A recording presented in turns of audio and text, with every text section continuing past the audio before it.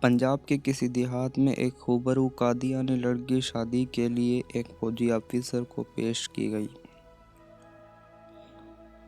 فوجی آفیسر نے شادی کی حامی بننے سے پہلے ایک شرط رکھی کہ وہ کبھی بھی قادیانیت قبول نہیں کرے گا۔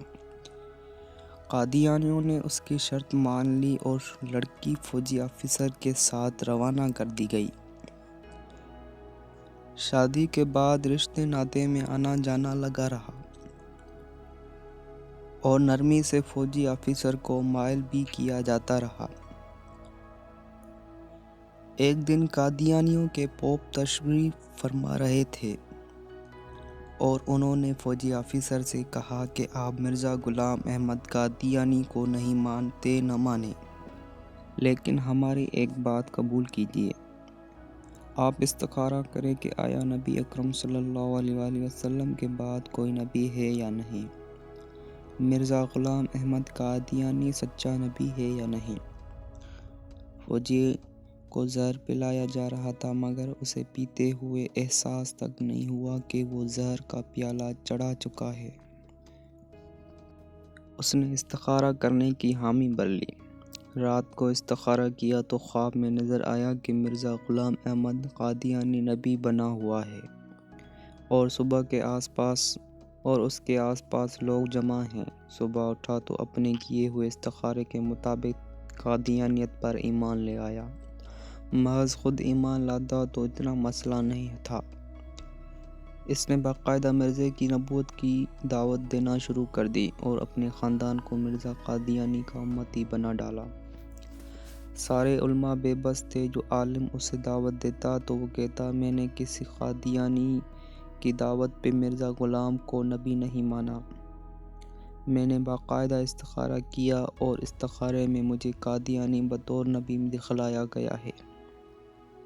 مجھے از خود خواب دیکھنے کا موقع ملا ہے۔ جب کوئی بھی عالم اسے دلیل سے مطمئن نہ کر سکا تو وہ تنگ آ کر علماء سے ملنا ہی چھوڑ گیا۔ بالآخر چناب نگر کے جلسے میں مولانا یوسف دہلوی شہید تشریف لائے۔ ان کا شہرہ تھا اور یہ فوجی آفیسر اس زعم سے ملنے کو تیار ہو گیا کہ ان کے بڑے مولوی کو بھی دیکھ لیتے ہیں۔ مولانا سے جب فوجی آفیسر نے اپنا قضیہ بیان کیا کہ وہ کسی کی دعوت یا کسی لالچ میں قادیانی نہیں ہوا بلکہ وہ خود دیکھی ہوئی دلیل سے متاثر ہو کر قادیانی ہوا ہے، استخارہ اللہ سے مشورہ ہے، میں نے رب کے ساتھ مشورہ کیا جس کا حکم اسلام میں ہے، تو اللہ نے مجھے مرزا قادیانی کو نبی دکھلایا ہے۔ اب میں اللہ کی مانوں یا مولوی کی؟ جو اللہ نے مجھے از خود خواب میں دکھایا وہ چھوڑ کر مولویوں کی کیسے مان لوں؟ لدھیانوی شہید نے اس کا ہاتھ تھاما اور گویا زبان سے حال سے کہا فی الحال رب کی نہ مان، اس درویش مولوی کی مان، کہ مولوی ہی بتائے گا اصلی رب کیا کہہ رہا ہے۔ مولانا گویا ہوئے اور کہا جب تم اپنے نبی اکرم صلی اللہ علیہ وآلہ وسلم کی ذات میں شک سے گزرے تو مسلمان ہی نہیں رہے۔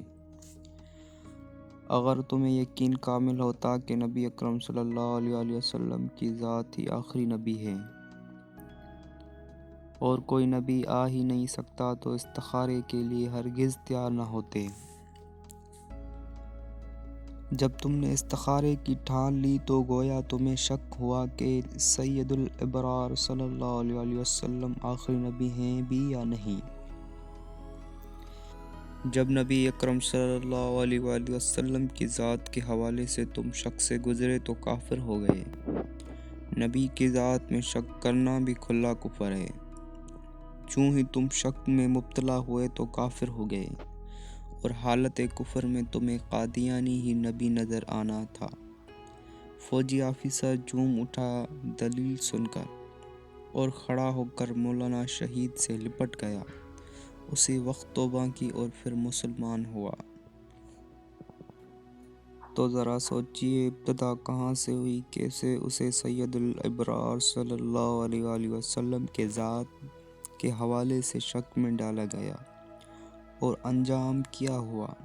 امام الاعظم ابو حنیفہ نے یہی تو کہا تھا کہ بنا کسی دلیل کے ختم نبوت پہ ایمان لے آؤ، جو سوال کرے گا وہ کافر ہو جائے گا۔ سوال شک کی بنیاد پر کیا جاتا ہے، اور نبی اکرم صلی اللہ علیہ وسلم کی ذات میں شک کھلا کفر ہے۔